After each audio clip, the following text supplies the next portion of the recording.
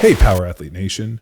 Thanks for tuning in to another episode of Power Athlete Radio, where we talk about all things Power Athlete, including some training programs. Today's episode is going to be based around HAMR, the Holistic Athlete Movement Readiness Program, written by myself and the crew for here at Power Athlete for today's warfighters, door kickers, and any motherfucker looking to be a badass dude and burn it the fuck to the ground. What an introduction. The only thing you missed, John, what HAMR does is increase your resilience and lethality.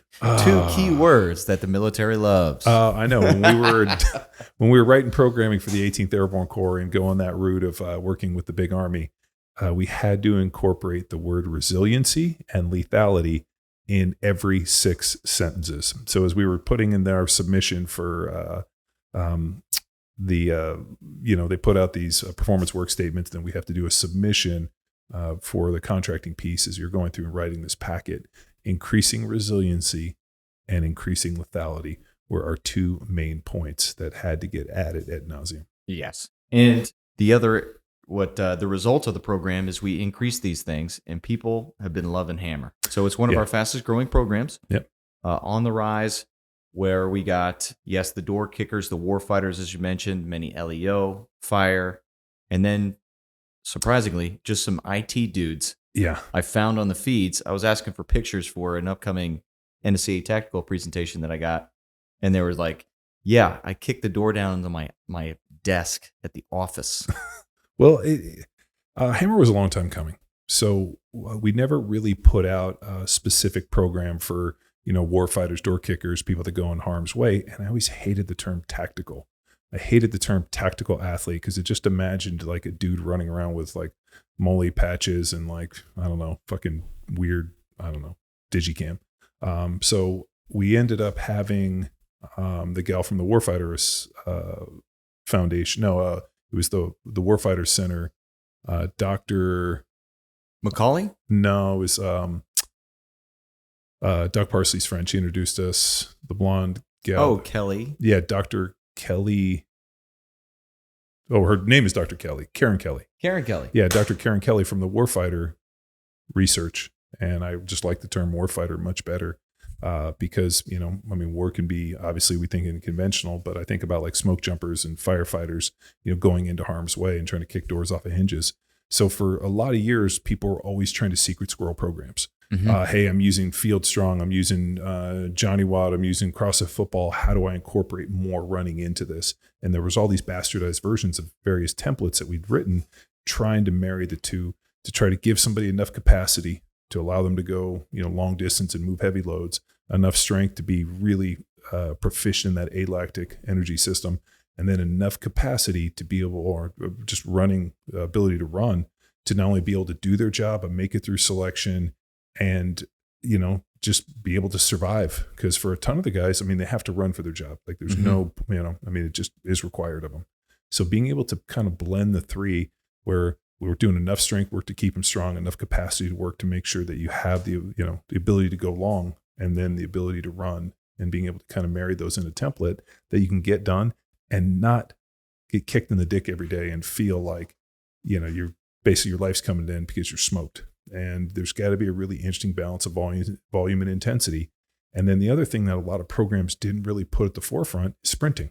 Uh-huh. So something that HAMR does a little bit different is we're kind of marrying through kind of this interesting piece of like some really high intensity sprint stuff early in the week when you're most neurologically ready for this, and then being able to get into some easy effort runs. And I know people have like lost their minds on it, but if you go back and you look at that zone 2, the easy effort runs are about building aerobic base, helping people create capacity, and more importantly, being able to work at those lower levels, being a bunch of trunk work, a bunch of tempo stuff, so that we're actually working on our technique in the sprint at a lower heart rate, sub 75, and follow Charlie Francis. And then moving on to Friday, where now we're going to have our longer, high intensity, burn it to the ground, either sprint, where we're going to do sprint repeats, which could be anywhere from, 800 meters out to, a few miles. Might be some hill sprints. It might be some rucking. It's going to change based upon the different training template that's being loaded. But we're really looking on building that big capacity.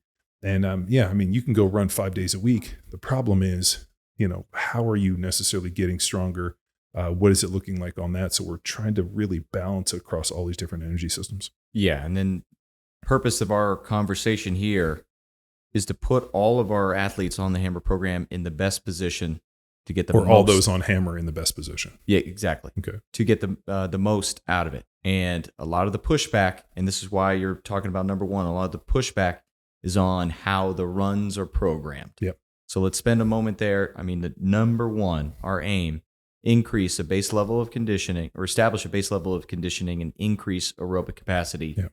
For all you got to do. Yeah, I mean, that happens with, obviously the sprint stuff is really like alactic, shorter distance, anywhere from, 40 out to 60, 80, 100 yards. And we're going to do anywhere from 4 to 7 reps on that day, really for our first Monday. I like to sprint first in the week, and then we're going to come in and start hitting our strength work.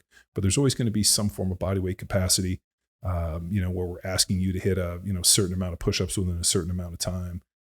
So it's going to be intelligent in that we're going to ask you to sprint. We're going to do some form of primal movement, usually an x-axis or some of the various X, Y, and Z's, and then move to some form of body weight capacity.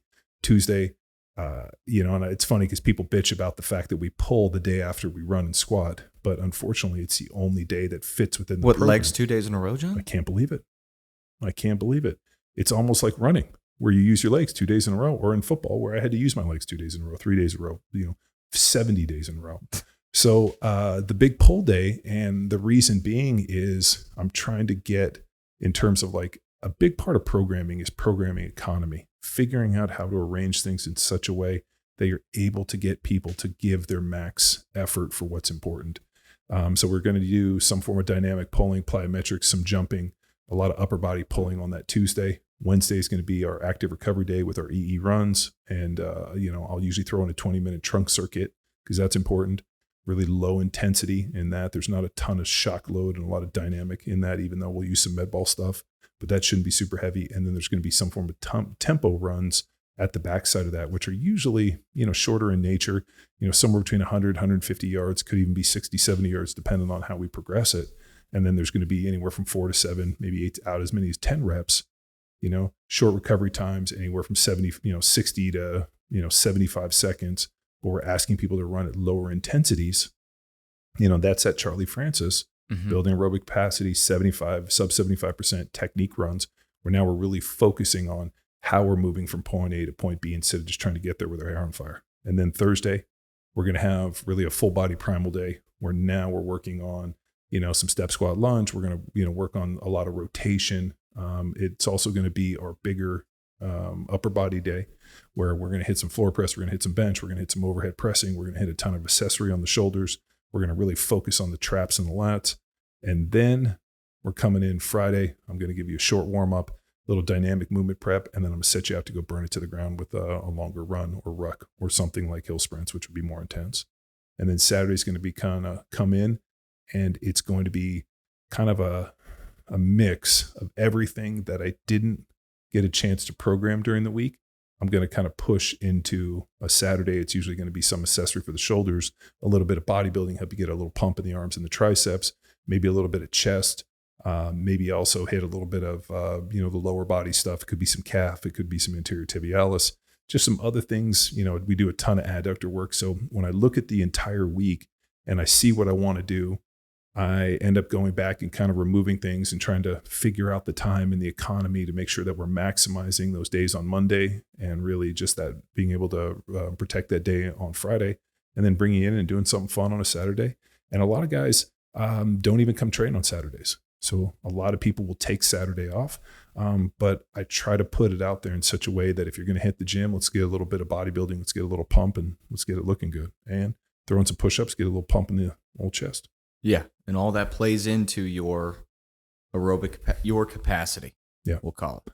No, I mean, that's really the focus. I want to make you big, strong, a ton of capacity. I want you to be able to kick the door off the hinges and then be able to run back to wherever you got to get to and do it all over again. Mm-hmm. And the second key thing is, you mentioned a lot of barbell actions in there, and one of our biggest execution tools to apply is compensatory acceleration. Yes, this is universal in all power athlete programs. When compensatory acceleration, aka CAT, is defined as the ability, or as mechanical advantage increases, so does speed. So I want you to think about, if I was going to punch a dude, for example, right? As I go here, I'm generating force and I'm not going to slow down upon contact. If anything, as mechanical advantage increases, so does speed. And I did it with a med ball, I did it with the bench press, and it allowed me to punch and break a dude's chest in half when I punched him. And that was one of those things I learned early in my career. We did it with the squat, we did it with the deadlift, we did it with everything. The idea is it's mechanical advantage increases, so does speed. And it really helped me in terms of athletic development and really just how to fucking destroy people, whether it be with your hands or your head or whatever I'm going to do on the football field. Yeah. And a big part of that idea of compensatory acceleration and the execution, we're going to move the bar like it's 500 pounds and 500 pounds like it's the bar. Yep. So weight dictates speed, but you, in your effort, are moving as fast as you can. Yeah, with maximal intent. Yes. There's some really interesting research. We've had people on the podcast, I'm sure Tex could throw it out there. I can't remember their names off the top of my head, but really talking about intent, that the intent to move the bar, the intent to be strong, the intent to be, violent with the weights is a huge determining factor for athletic performance and success. Yeah. And we don't want to lift weights like old people have some sex. Yeah. As old man Zeng used to say, don't lift weights like old people, fuck, slow and careful, be violent. He told me, he did. He told me, he's like, I want you to be violent with the weights. I want the weights to remember you. And more importantly, when you're training around people that don't know you, I want them to come over and tell you, hey, you better watch out. You're going to hurt yourself. Dude. And then you look at him and you go, no, I'm trying to hurt these fucking weights. And like, that was, man, I had I'm so sad that George never got on the podcast. And, I have to sit here and like paraphrase from him, but there were a ton of little off the cuff comments he made over the years like that have really become the cornerstone of a lot of the stuff we talk about. Yeah. Next in line is trunk and the importance. We saw so many injuries when we're working with 18th Airborne and then the Special Forces dudes. I think what's different than anybody else writing training program for this community, a lot of guys are like, well, I was a former operator, I did this. And not to say that their stuff doesn't have value because they've seen it from the inside. We had it completely different. Obviously I come from a football background. We had the opportunity to travel the world and work with, tens of thousands of athletes through CrossFit football, writing a fruit training program, allowing people to do that training program, and then traveling the world for a decade, teaching hundreds of seminars, meeting people that had done the program and meeting people that hadn't done the program, and basically putting them through a performance weekend, like a performance seminar, and seeing their limitations and limiting factors. And I mean, after, you don't have to see, but a dozen data points, we saw hundreds that solidified this program. And then what was interesting, where we differed is we had the opportunity to go and work with the 18th Airborne Corps. I mean, obviously we'd work with Naval Special Warfare for a number of years and still do. So, but those guys are really tip of the spear. When you start talking about like Naval West Special Warfare, you start talking about development group, those guys, I mean, they are tip of the spear.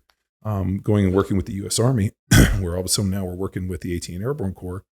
We taught a number of seminars over the years for those guys, and being able to go in and see those limitations. Because when we went to go do it, the stipulation was that it had to be just random. I wanted every MOS, like every job description. Like, I just don't want one thing. I want everybody. I want a secretary to a generator mechanic to a frontline soldier.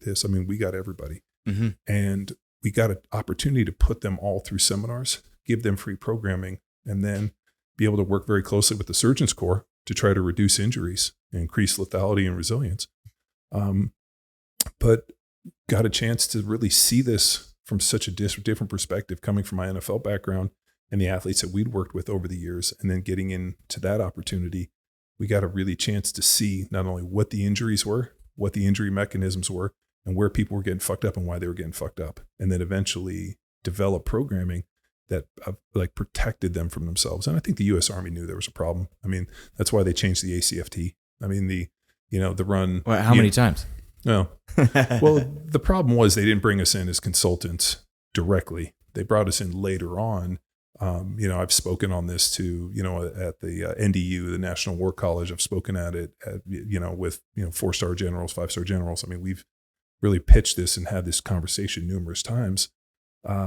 They were trying to solve a problem that they didn't necessarily want to solve. So the issue came down to, they knew that the sit-ups, push-ups, and running wasn't increasing the general capacity and the strength, and actually was making less proficient soldiers. They had way too many people that were on report or on profile, as they call it, where they were on injuries and they were non-deployable due to overuse injuries that look like stress fractures and back injuries associated with extension and flexion from doing a ton of fucking sit-ups. And then injuries associated with just really shitty running. So, our deal was like, we're going to make a culture change. We're going to get these guys into the barbell. We're going to make them strong. We're going to make them fast. We're going to make them stable. And we're going to get rid of this extension and flexion. We're going to teach them how to stabilize their trunk and create task-specific tension so that they know how to stabilize. Mm-hmm. Now, when they get to a test, now all of a sudden, if you got to do sit-ups, you got to do them. I'm not saying don't do the test, but I believe that the damage was done training for the test. Yeah, that's the comment that I have. In an attempt to change the training, they changed the test. Yep. We were aiming to change the training. Yeah. And crush whatever test. Well, Didn't they matter. thought that that the tail could wag the dog. That if they changed the test, it would force people to change the training. They didn't need to change the test. Yes. If they would have changed the training, the test would have still had meaning because they would have, and it wouldn't have added any of this complexity. The bigger issue came down to they were looking for an overly complicated solution to something that could have been very streamlined and very eloquent. All they would have had to do was remove the sit-ups and throw some pull-ups into it. Yeah. That's it. I'm just telling You're you, asking a lot, John. We've worked, the one thing I love about the military is the different branches.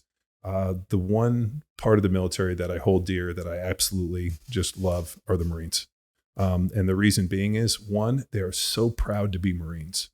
Like, as we worked with all these different, whether it be 18th Airborne Corps, different people, there was always like, but you meet a Marine, they're so excited to be Marines. Their haircuts, and even when you meet old Marines that have retired, been retired for 50 years, they still identify as a Marine. They still have the haircut. And the one thing that's universally true about Marines, it's hard to do pull-ups with a fat ass. And that's why it's tough when you see, you don't see fat Marines. And I think when we went to go work with the Army, we saw people that weren't within the fitness standards, and they were looking for a solution to try to fix this. And they put in trap bar deadlifts. They wanted all this. They wanted a tuck knee hang. And they would have just been a lot easier if they brought people in and been like, okay, what if we just ask them to do pull-ups? One, just give me one. And, put a training program together. Be like, in a year from now, you're going to be required to do a pull-up. And this is where we start. We've taught thousands of people that couldn't do pull-ups how to do a pull-up. Mm-hmm. And we know the progression. We know how to teach it. We know how to do it. And I think we would have solved a lot of problems. They wouldn't have had to spend, $65 billion to buy trap bars from Sornex. Sorry, Bert and those guys. But they created a lot of situations because they had to buy equipment. And then in typical Army fashion, when you buy new equipment, you have to train the individuals. And you don't have to, John. Well, you have to. They have to be qualified to basically unload the lockers with the equipment. And we just there was a ton of complexity. But long story short, the evolution that we saw within HAMR. Now, even the HAMR that you see today is scaled up compared to the program that we first implemented, which was like a HAMR light, just trying to get people from push-ups and sit-ups and a run into something. It was follow a little basic linear progression. Yeah. The HAMR that we're writing on Train Heroic is for a little more of an advanced athlete. It's even not to say a beginner couldn't do it, but we're expecting you to be able to do a little bit more than just lift a barbell 5 times and maybe go on a 2-mile run. Yeah. And you mentioned a lot of key things here. Intent, trained athlete, which leads us to our next one, sprinting. Yep. I want to make a point here. This is not running fast. Yep. This is sprinting as fast as you can. Well, it's pretty interesting. My daughter and my wife ride horses, and they have these different things like, they canter, they lope, and there's all these different things. Yeah. And so you see the horse kind of moving and you watch how they go over the steps. And it's pretty interesting. As I was talking with my daughter, her biggest thing is she's like, a friend of hers that she rides with, the dad has a pretty big ranch down in Lowling. And she got to go down there and go ride. He's got this bitchin' ranch, kind of a cowboy setup. So the girls got to go down, and it was the first time that she'd effectively, in an open field, got on a horse, galloped, and rode and sprinted, and literally watched the horse run as fast as it can, like an old Western movie. And she was like, Dad, it was so much fun. It was the first time, and she'd been riding all these years because she rides in an arena and they run over jumps and, they kind of canter and gallop and this, but dude, to actually dead ass run. And so it's pretty interesting. When you go out and run and you're running at max intensity, you can only hold that for a certain amount of time. It's not as if, unless you're Ethiopian, and those guys are running the marathon at sub 4 minutes for 26 miles. I mean, those dudes are hauling ass. Like that's the type of hauling ass we need. But things are flailing, 100 miles an hour, running as fast as you can. That's what we're really looking for. So the gallop is the fastest. Yeah. Oh, wait, is the gallop the fast? Yeah. I just thought they were running. I just thought the horses were sprinting and running as fast as they can. No, but it's good. It's called the gallop. Uh-huh. I'm going to tell you that. I'll be like, I need you to get on your horse and go gallop there, Tex. I've galloped.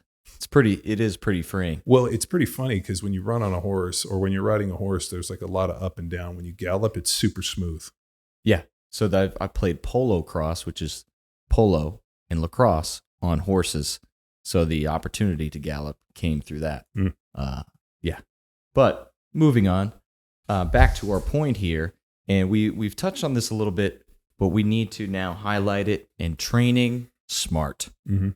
And I mean, the big thing with the military crowd often is feeling crushed. So putting themselves into a deficit. So we're training smart, not necessarily feel hard, feel crushed.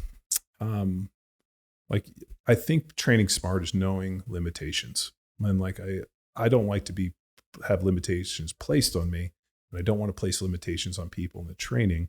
But you have to know, and I use the gambler reference, right? Like Kenny Rogers, you got to know when to hold them, got to know when to fold them, got to know when to walk away, got to know when to run.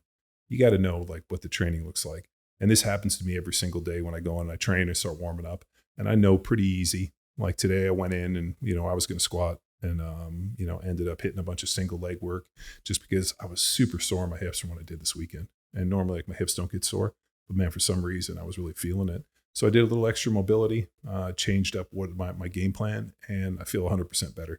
I could very easily just go in there and do exactly what I was going to, which was going to be, I wanted to do some form of heavy squat with some form of accommodating resistance. Was going to use change.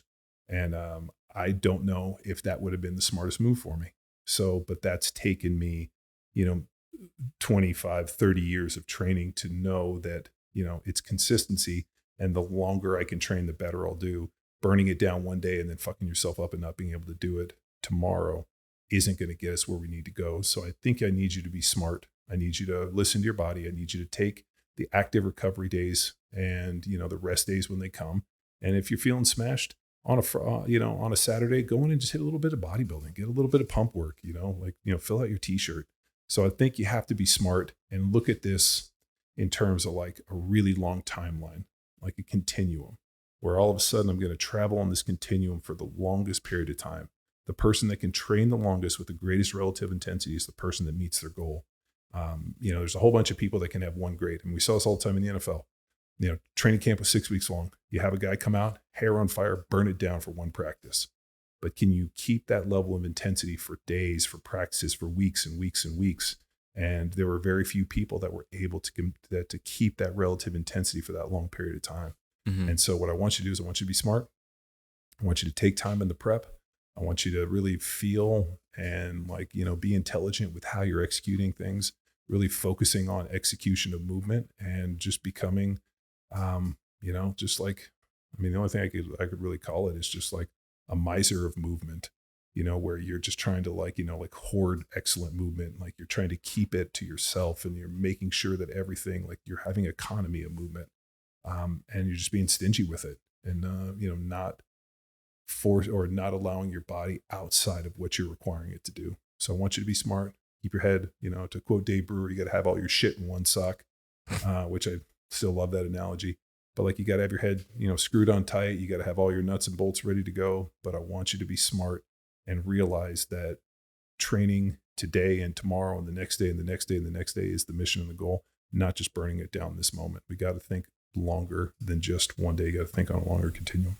Yeah. And our final point, it's training and hitting your mission specific tasks, what you need to be the lethal badass. Yeah. Training without testing is just wasting time, I guess. I mean, there's nothing wrong with training. Call that exercise. Exercise. But I really think for something like HAMR, we're putting together such an eloquent and elegant like just a really killer program and how it's written. It's one of the ones I'm most proud of, and how we've been able to create this like concert of movements and being able to really maximize people. I think being able to take the training, and I have like in my head, I'm just playing the Rolodex of guys that I know that are following HAMR, that I'll get reached out to, that are actually using it in really cool and interesting ways. And it's always amazing where I get like this surprise, like, dude, I killed this. And they're almost a little surprised that it's working as well as it is. And I'm always like, dude, you're the one doing the hard work. At the end of the day, the best plan unexecuted is terrible. Like the poorest plan executed well is better.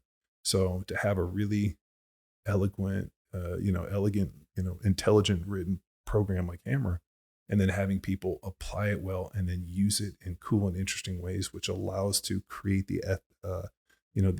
create integrity, but like the efficacy of the program is really what I'm searching for. And it's cool.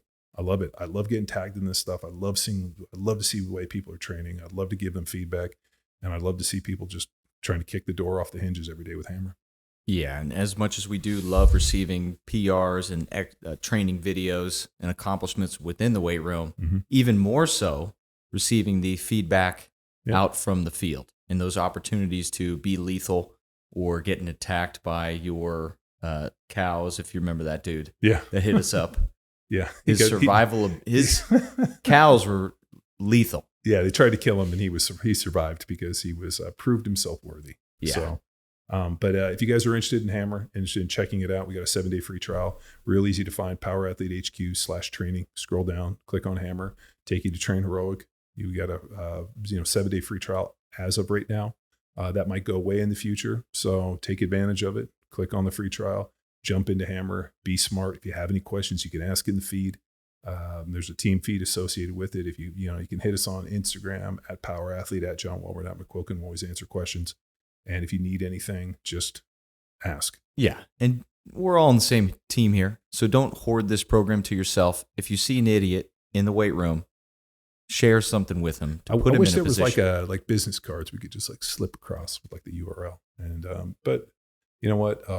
The program has been extremely like fun and exciting for me to create, just from the mere fact that I had to secret squirrel so many programs to figure out how to work a run template into it, and then how to create this interesting marriage of like capacity, aerobic capacity, sprinting, and while getting people strong. And surprisingly, man, people are getting really strong. Some of the PR numbers we hit in the testing were astronomical. And then people will be able to go out and, run people into the ground and do what we do, which we've been doing for millions of years based upon those feet that I saw as fossils in the lake bed in Australia. Yeah, you're a big foot guy. Well, I'm fascinated by evolution. And I don't so we've been going down to the Houston Museum, like I said, of Natural Science. And they have all of these bitchin' exhibits with, like with bones. So you get to see what the dinosaurs look like. They have a ton of real life fossils all over the walls. And I think it's just fascinating to see the connections that they've created. Like they have a whole wall, which is, human evolution, different ancestors in this, and they have some really bitchin' stuff. I think it's just fascinating. And I don't buy a lot of it. I think it's really fascinating, like when they start making these leaps. I don't know if I buy it, but I really appreciate that there's people out there that are searching for this and that are willing to put themselves on the line and go with it. And I think it's just fascinating that I think what it does is it gives me perspective on our lives to know that like we're just one little like chain, like link in like this chain of humanity. That there was other, think about Homo sapiens, and think about Neanderthals and all the different hominid, cousins, relatives that were somehow related to us. And then all of a sudden they all disappear. And, Homo erectus goes away, and now we're just in, this one. So it's really fascinating to think that we're just a small chink, like a small piece in this huge evolutionary. On the galactic calendar, we are a flap of the butterfly's wing. Well, I told you I woke up last night and I had this really interesting thought. How long would it take me to count to 1 trillion? And so I looked it up. If you were to count by like one Mississippi, how long do you think it would take you to count to 1 trillion? Well, I know the answer to this because you told me this morning. 31,000 years. Yeah. Right. And then I looked up what was the U.S. deficit. It's 30 trillion. So, I mean, that's such a, like we can't even fathom that number because, you know, like I remember seeing like $1 million will go up like 3 feet stacked in hundreds. And then like the, you know, $1 billion goes up to like the Empire State Building. I mean, think about counting by ones. It would take you 31,000 years to count to $1 trillion. And we somehow clicked away 30 trillion in a deficit, which technically means that the number is so like, we can't even wrap our heads around that number. It's so like just monumental that like, what's another 50 billion? Well, sit in here. Everybody just, I mean, like at this point, just, they should just start writing checks, which is I think what they're probably going to do. You saw they're going to do that in California, didn't you? No. Gavin Newsom is going to start sending people money. Oh, I just watched bank robbery movie called Ambulance, set in LA. Michael Mann. It's pretty entertaining. I like anything Michael Mann that's set in LA.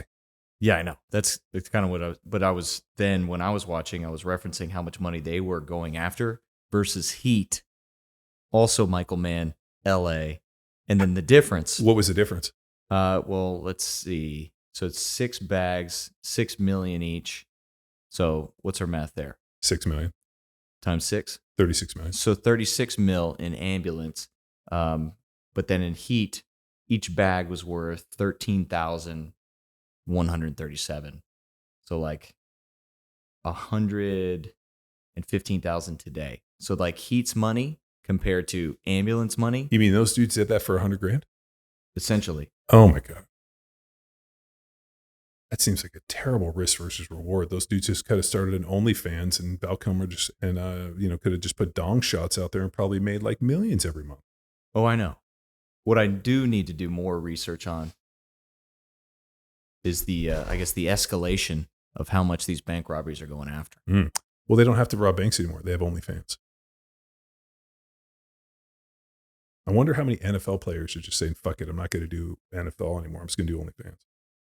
And they just hang out and just do dong pics all day or hook up with chicks. Well, that's basically the NIL deal.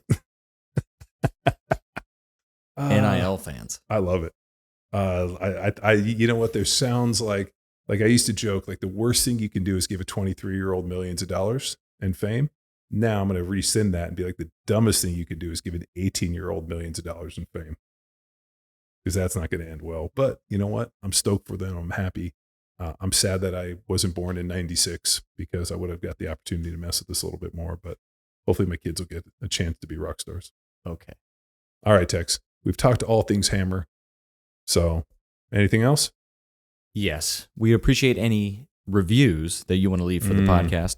So 5 stars. Leave us a written review. If it's good enough, we're going to read it on air. Yeah. And don't be afraid to thank us for quality training in our podcast reviews as well. Yeah, if you can actually work the term rock stars in there. Oh, yeah. You know, we'll take 5-star that too. rock stars. Yeah, 5-star rock stars. So if you can work it in, we're here. Smash us 5-star review. Leave us a good one. We'll read it on air. So you heard it here first. Thanks for tuning in to everything Power Athlete, everything HAMR, Holistic Athlete Movement Readiness Program. You heard it here first. See ya. Bye. Bye.